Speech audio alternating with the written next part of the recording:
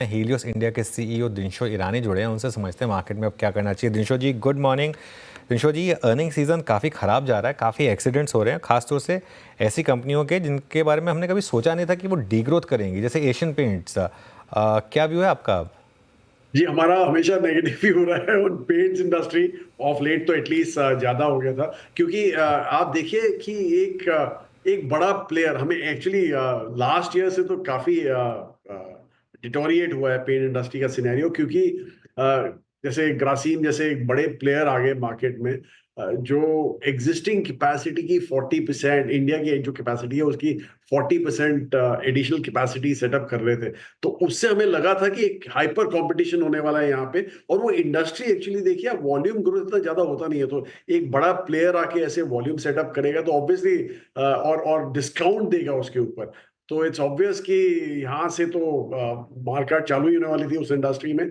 और आप जो एग्जिस्टिंग प्लेयर से हमने जो बात की थी, उन्होंने क्लियरली बोला था कि मार्केट शेयर हमारा तो भगवान है हमारे लिए, हम उसको प्रोटेक्ट करेंगे चाहे हमें मार्जिन देने पड़े। तो वो आप देख रहे हैं कि काफी हद तक आ रहा है। और दूसरा दोनों जो चीजें जैसे जो डिमांड स्लो डाउन था वो भी हिट हुआ इस इंडस्ट्री को।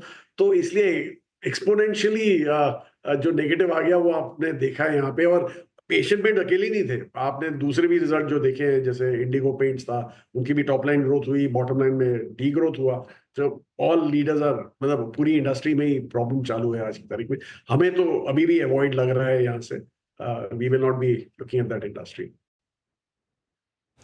ओके, बिल्कुल नहीं, मैं खैर सिर्फ एशियन पेंट्स के लिए नहीं था मेरा ये सवाल, ओवरऑल मार्केट के लिए भी था कि इतने ज़्यादा जो अर्निंग सीजन में एक्सीडेंट्स हुए, इससे क्या थोड़ा मार्केट पर अब नेगेटिव व्यू आ रहा है या फिर अब वो 8% की करेक्शन के साथ प्राइस देन है? देखिए अनुज जी, अच्छा सॉरी, मैं आई टुक द रॉन्ग। तो एक्चुअली हमें यही लग रहा है कि सितंबर जो क्वार्टर है वो तो आपने देखा कि जून भी जो क्वार्टर था वो भी खराब था। मार्च से चालू हुआ है डी ग्रोथ एक्चुअली इंडिया का, एज इन क्वार्टरली नंबर्स का। और इनफैक्ट हमने तो फ्लैग ऑफ कर दिया था, फेब में ही फ्लैग ऑफ कर दिया था कि मार्च में आपको दिखेगा कि शायद पहली बारी 7 क्वार्टर के अर्निंग्स री रेटिंग के बाद आपको एक डी रेटिंग दिखना चालू हो जाएगी। पर हमने नहीं सोचा था कि ये सितंबर तक खिंच जाएगी, और सितंबर में तो ज्यादा एक्सेलरेट हो गई है अर्निंग्स जो डी ग्रोथ है।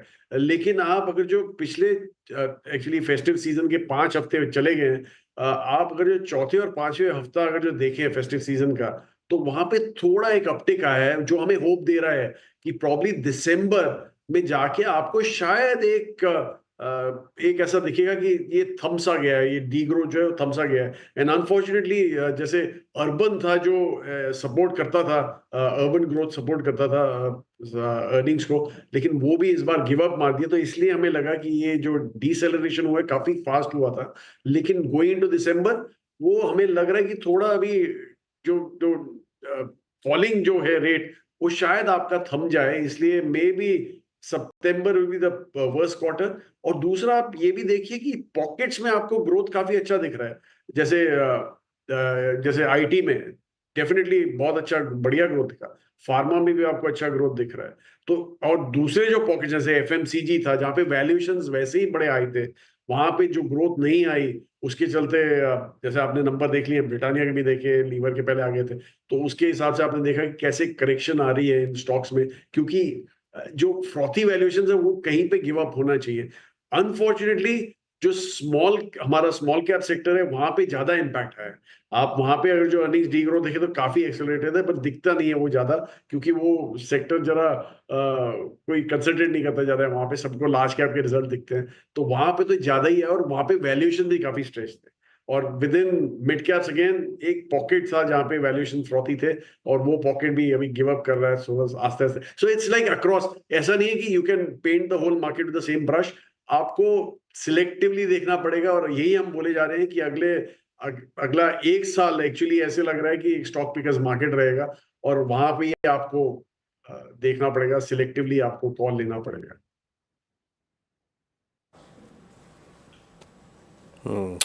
दिनशो जी नमस्कार, वीरेंद्र बोल रहा हूँ। ये कुछ स्टॉक्स में आउट परफॉर्मेंस है, आप देखिए इंडेक्स कहाँ का कहाँ गया, but I am just putting instance of state bank of India.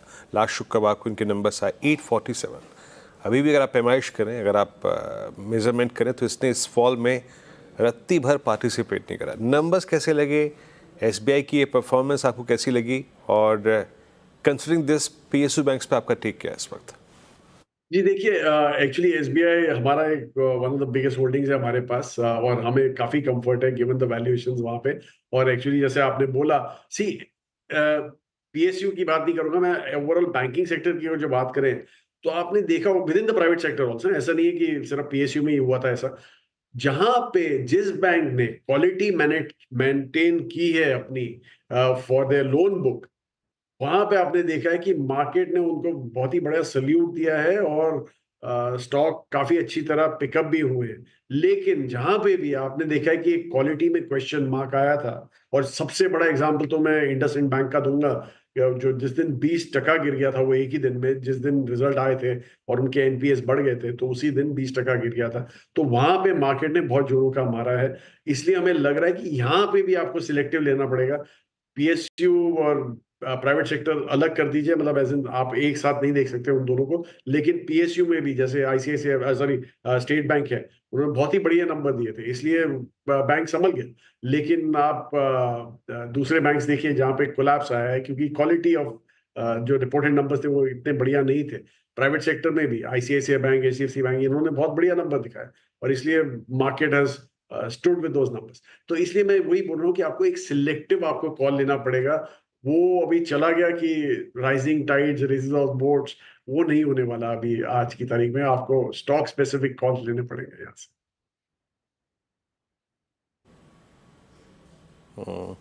ये इंडियन होटल्स आपकी जो होल्डिंग थी ऑल टाइम हाई पे है, मतलब SBI one of your major holdings and other one is Indus, ये इंडियन होटल्स अच्छा कर रहा है। अब जो चीज़ ग्रिप में है तो उस पर पूछूं क्या प्रश्न है, उस पर पूछना लाजमी भी नहीं है। बट एक और स्पेस है, आई मीन QSR सेगमेंट, जो कि धीरे धीरे स्ट्रेंथ दिखा रही है। लुक एट जोमेटो, अब जुबिलेंट फूड्स पार्टिसिपेट कर रहा है, आपका स्विगी का IPO। इस सेगमेंट में आप लोगों ने इस वक्त कुछ ऐड किया है क्या? जी देखिए, हमने एक्चुअली पब्लिक नॉलेज है इसलिए मैं शेयर कर सकता हूँ, एंकर इन्वेस्टर थे हम स्विगी में। तो इसलिए हमें एक्चुअली पूरा ये जो प्लेटफॉर्म डिलीवरी का सेगमेंट है वही बहुत पसंद है हमें। इसलिए हम दोनों जो मेजर प्लेयर हैं उनमें हमें पार्टिसिपेट करना था।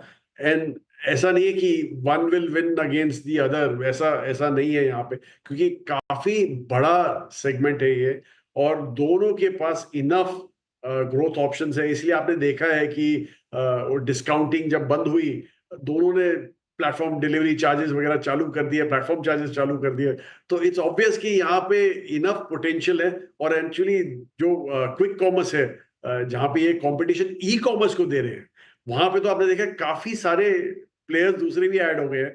इसलिए यही है कि वो वहां पे अक्रॉस द बोर्ड नहीं हो सकता, सिटी वाइज ही होगा, क्योंकि मेट्रोज में ही मेजर आई थिंक ग्रोथ दिखेगा आपको यहाँ पे। इसलिए आप देख रहे हैं कि क्विक कॉमर्स में मोस्टली ये लोग मेट्रोज में ही प्रेजेंट है, स्मॉलर सिटीज में इतना पोटेंशियल नहीं होता है। तो इसलिए हमें लग रहा है कि यहाँ पे इनफ पोटेंशियल है for both the players to grow, इसलिए हम दोनों में लगे हुए हैं। और हमें अभी भी आगे चल के यही दिखता है कि यहाँ पे ग्रोथ ही आएगा।